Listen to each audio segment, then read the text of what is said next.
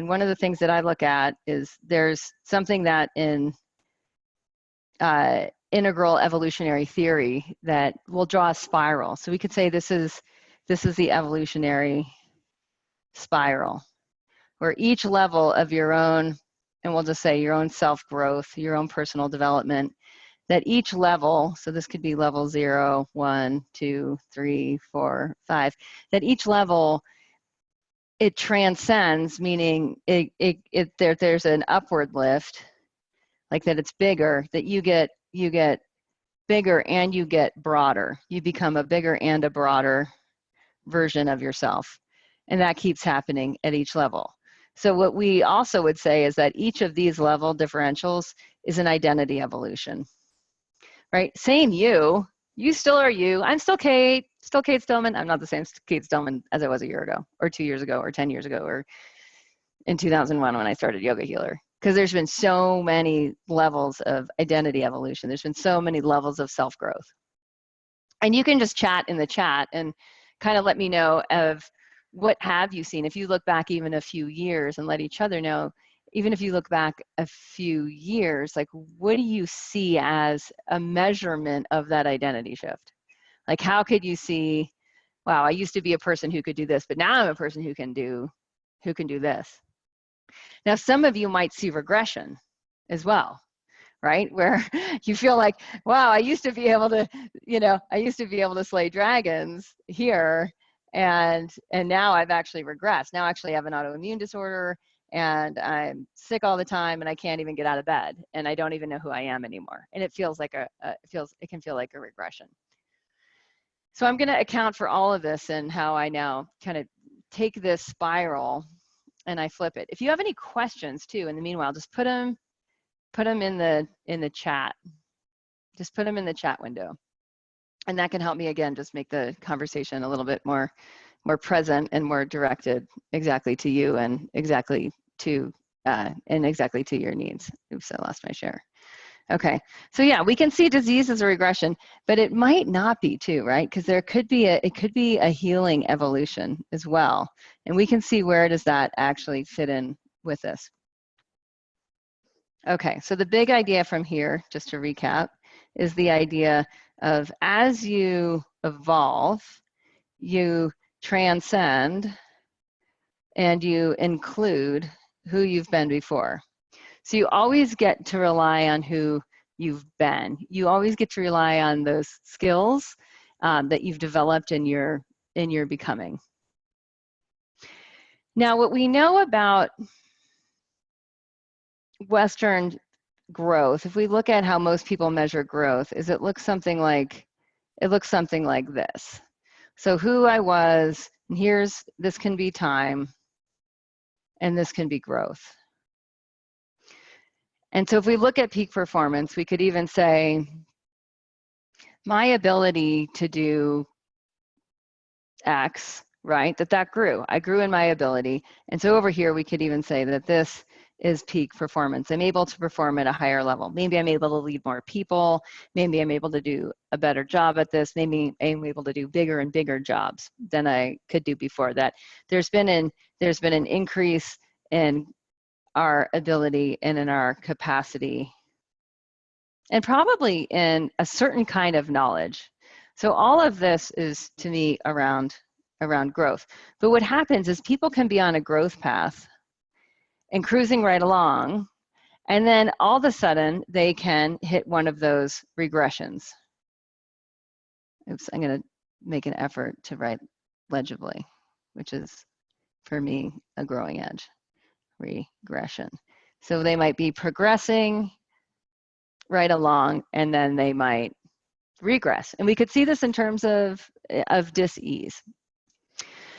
Anyone who's really like trying to do more and trying to do more and trying to do more, like hitting levels of peak performance, it can be really hard because all of a sudden you realize like there's way too much on your plate. So there can just be a confusion about like how much is too much. And am I becoming exhausted? So if we just have this part, there's a bit of a risk of burnout or exhaustion. There's also a bit of a risk of information overload. stimulation overload, right? That stimulation is too high. Do you guys relate to what I'm saying? You can put in the chat window if you know what I mean. Like when you're trying to do more, what can really happen along the way? We can lose a bit of a pulsation. What I see is that there's this other part of the spiral. So if we take the same spiral and if we tip it on its side, it looks more like this. And this is what I call the growth path. And this is what I call the depth path. If we just focus on growth, we tend to burn out. And then we never hit higher levels of peak performance. And it's exhausting. And you kind of know it. You're like, I'm pushing myself. And you know that you're pushing yourself. And from a yogic perspective, you know you're not allowing the greater energy to fuel you, but you're actually in ego. So one of the biggest risks over here is sourcing energy from ego. So I'm just going to say sourcing from ego. You guys know what I mean? When you source energy from ego, it's like, I just got to push and get this done. I'm trying to make progress here. And you might feel like you've got like 5 irons in the fire and you're just trying to manage it all, but you're getting into this overload and you feel it. And so what do? You push through the overload. And you know that push is coming from ego. This is really important. If anything I learned as an Ayurvedic, when I was like my 10 years of one-on-one being an Ayurvedic practitioner, I just had someone actually in the last call say, do you work one-on-one? Can you see me one-on-one? I was like, no, I haven't done that in years. I work with big groups now. I look for big patterns, big systemic patterns. And one of the big patterns that I see is that people don't know enough about this problem, this risk of burnout, this information overload, the system disruption that comes from excess stimulation on the path of progress. They don't know how to differentiate when they're sourcing from universal energy and when they're sourcing from ego, because it's a very subtle shift. And unless you focus in on it and start to allow yourself to receive the signals from your body, what'll happen is burnout. And burnout is anyone with an autoimmune disease can speak to this here. Burnout is very tough to recover from. It's not a quick fix. Deep exhaustion, it shows up in autoimmune disorders called chronic fatigue. It shows up in a number of different things. When we push and push and push from this place of ego and we burn out, what happens is we end up finding depth. What happens is this, and in this, the mythology of this is really very fascinating, and I do write about it a lot in Master of You, but the mythology of what happens below here, and it's interesting because it's really in many ways below the field of time. Time gets really murky down here. And this is the depth journey. This is the healing. So this is this is what we're saying is growth on this side. And this is what we're saying is depth on this side. And that these two things are opposites. If they're not in balance, if we're not balancing this deepening of our integrity, which means the more we want to do, the more we have to source energy from the universal. Ego often lives on this side, and what lives down here is universal. In a way, if you just think of this as being watery down here, I'll just draw some water in. This is really watery down here. We all look more or less the same underwater, but above water, when we're all dried out wearing our fancy clothes, we look really different. This is coming from the universal. And time can stop and stand still. Anyone who raised their hand on the deep rejuvenation poll that we ran early in the beginning knows exactly what I mean, right? When you're in healing, what happens with healing time? Is it fast or slow? You can type it in the chat window. It's slow. Thank you. Thank you, P14. Thank you, Chantel. It's slow. Sometimes it's timeless. Bryn says it's slow and expensive. Yeah, it's slow and expensive. It's slow and expensive. It can be really expensive. And it can be so slow, it seems timeless. So down here, we could say that this is the field of time. And then opposite, it's like this, it's very amorphous. Everything down here is super, super amorphous. It becomes very more fists. It becomes very, very hard to measure. And it needs to, because we've gotten so far away. We've gotten so far away from the power of the universal energy, which is consciousness itself, which does the healing. So we've gotten really far away from this because we were really up here in ego.